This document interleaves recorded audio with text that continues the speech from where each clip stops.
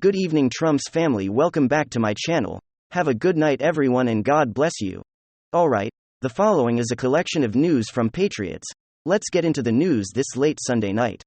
And taking a look at what's happening over in Arizona, as Kari Lake continues to fight for election integrity in that state. Because we know Katie Hobbs, Maricopa County Board of Supervisor of Elections, there were working tandem with social media companies and, of course, ensuring that they could suppress voters on election day, and that's all had been proven in court thus far. This next lawsuit that has been brought to the next level has now been expedited and should be in front of a judge very soon. We know Katie Hobbs is moving quickly and swiftly right now as the governor of Arizona because she doesn't know how much time she truly does have because of this election lawsuit is able to win in court that would spell a whole lot of trouble for Democrats and people like Katie Hobbs, and who would possibly need to be criminally held because of what they did in the state of Arizona. So let's take a look at this over here via the Gateway Pundit. This was from Kari Lake's War Room. She tweeted, "Our appeal is scheduled to be heard before the court on February 1st. Do not underestimate Kari Lake's desire to get justice for the people of Arizona. It doesn't matter how long it takes. She will see this through." And then Kari Lake tweet, "It ain't no stopping us. Arizona. Absolutely." The Epoch Times report, it says Arizona Court of Appeals agreed to expedient considerations of the Republican gubernatorial candidate Kari Lake's lawsuit alleging that the 2022 election was flawed in a brief order issued on January 9, and made public the next day. The court ordered a reset of the matter of the conference on February 1, 2023, and agreed with Lake's argument that her challenge should be handled as a special action petition. The court's date was reportedly scheduled for March. Lawyers for Democrat Katie Hobbs and the state's former Secretary of State has until January 17 to respond and argue why Lake's challenge should be rejected. According to the order, Lake had petitioned both the state's appeals court and Supreme Court after Maricopa County judge rejected her case after a 2-day trial in December. But earlier this month, the Arizona Supreme Court denied Lake's petition to transfer her election lawsuit to the High Court and said it will be heard before the appeals court. First, Maricopa County Judge Peter Thompson threw out Lake's lawsuit on December 24 and said she did not produce enough evidence. But he ruled that Lake should not be sanctioned and fined hundreds of thousands of dollars days before that. Thompson tossed out 8 of Lake's 10 election claims. So the Gateway Pundit will continue to provide updates on this lawsuit. So we'll see how this takes place. Is supposed to be heard February 1st. I based off of what they said here. Let me come down here. Yeah, February 1st, it's supposed to be argued. And Katie Hobbs' his team has till the 17th to have it thrown out to come and argue why it should not move on. So we'll continue to watch. But I know Kari Lake is a fighter. She's not going to give up, which is fantastic.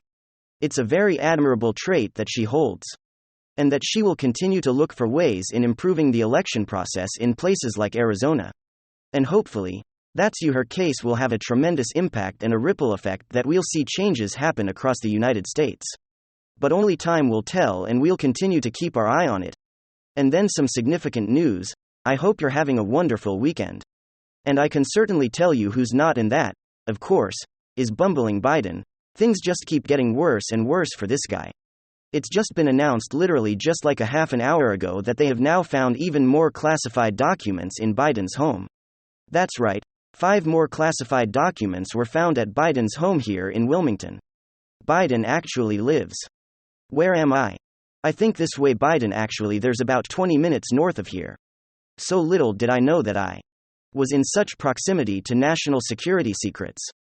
Me and Hunter Wright. We could have strolled right into the garage and I could have had myself a peek. Oh, I forgot. According to Biden, his garage is as secure as Fort Knox. There's no way anyone's getting in there, of course, outside of a crackhead, the son of his butt. But that's where he keeps his Corvette, so it's absolutely safe. You know, Jonathan. He actually pointed out that Biden probably completely incriminated himself with that comment, when he said that the classified documents were stored there in his garage inadvertently, that quote inadvertently, that he inadvertently took these documents with him after his time for vice president came to Merciful, and Turley notes that there's no way that defense works. There's evidence that those classified documents were actually moved around several times to different locations, which suggests that Biden knew exactly what was in those documents. And secondly, There's evidence that Biden used the documents to write his memoir, which I have no idea why anyone would read, but regardless, if you use them to write his memoir, then not only does that shatter the inadvertent defense excuse, it could actually be cited later on. It's an actual effort on Biden's part to actively deceive the public. Right, this is his "I did not have sexual relations with his that woman" kind of excuse. So regardless, they have now officially found 5 more top-secret classified documents in Biden's home, and Dan Bongino had a very interesting observation in this. Remember, Bongino have worked for years in Secret Service, and he brought up a whole notion of what's called SCIF. It stands for Sensitive Compartmental Information Facility. OK, Sensitive Compartmented Information Facility SCIF is the protocol on which top-secret national security classified documents have to be read. You cannot read these documents and you cannot interact with these documents outside of the SCIF environment apart from a sensitive compartmentalized information facility. But Gina mentioned that when he was doing lead advances in the Secret Service when the president travels overseas, he watched officials build skills so the president could read and so these skills would be anything like, white noise, generators, blackouts, anything and everything needed to secure the actual space in which these documents are housed and interacted with, so the president overseas can read sensitive compartmentalized documents. And so Bongino noted here that the fact that these documents, none of which could ever be legally read outside of SCIF, outside of some kind of secured facility, the fact that these documents are being found in bumbling Biden's garage, his freaking garage, let alone the Biden senator at the UPenn in D.C., as one of the single most horrific breaches of national security protocols imaginable. And now they just found 5 more documents at his house. How many more? They get a fine. So as you can see, things just keep getting worse and worse for Biden by the day. It always bears repeating. Remember, the fundamental difference between Biden and Trump in all of this is that Trump had the executive authority as president to declassify anything he wanted to, whereas Biden as vice president did not. Right? What made the FBI raid at Mar-a-Lago back in August of last year so utterly ridiculous, as we've argued in a number of videos, is that the DOJ officials were accusing Trump of a crime that the President United States simply could not commit. DOJ officials claimed that Trump was refusing to hand over classified documents that Trump, when he was president, had declassified. So deep state operatives and 3-letter agents don't have ultimate decision-making authority as to what gets classified and what does not. There is only one person and one person alone in our nation who has ultimate classification decision-making authority. And that is the duly elected President, United States, democratically elected by the people, right? The power doesn't rest with unelected bureaucrats. That would be an authoritarian, tyranny basically. And who else doesn't have that power? Vice presidents? Vice presidents do not have what's called executive privilege, when also the Duns. I understand executive privilege is the power that the president has to withhold what he deems confidential information from the courts and from Congress. It's a unique privilege that's rooted in the separation of powers doctrine that gives the president, as the chief executive, the name of the nation, the ability to declassify whatever the president sees fit and to share or not share whatever he wants with the courts, or with Congress.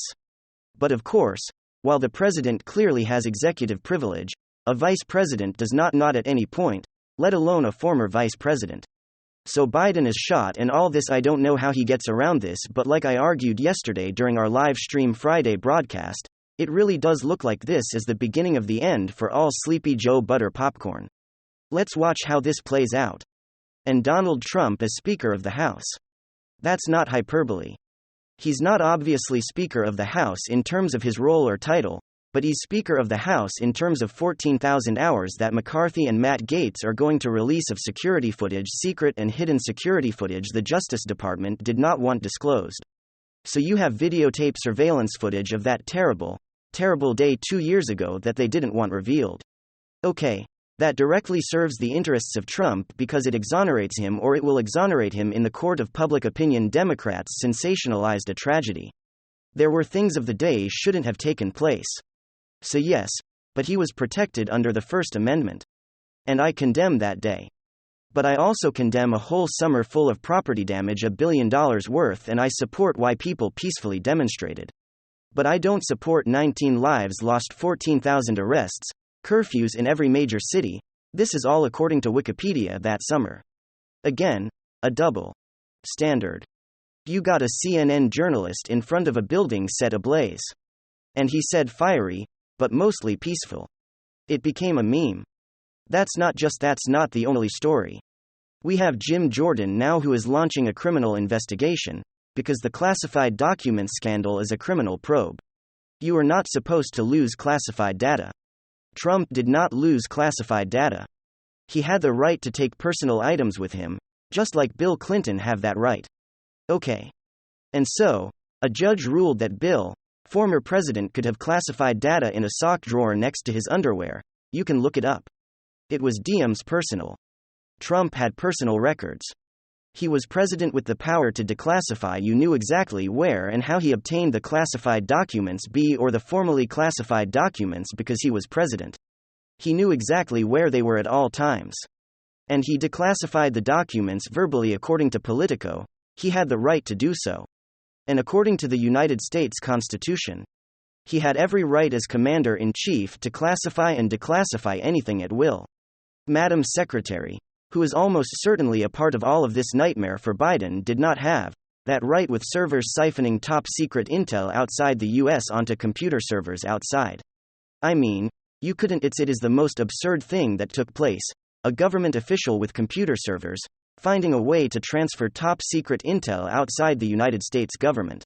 And by the way, God bless you, left, right, center, communist, socialist, Republican, Trump supporter, Trump Republic. I'm voting for Trump. I support Donald Trump, because he's a fantastic president. Did he say things here and there that he shouldn't have said? Sure. Yes. But was he an amazing president, in terms of the economy and foreign policy?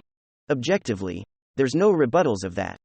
You can look at what's taking place with the economy and foreign policy. It's a categorical catastrophe. That's what I got for you guys. Hopefully you enjoyed it. If you did, make sure to leave a like and possibly subscribe to the channel. If you're up for it, I'm gonna get back to work. Thanks for watching.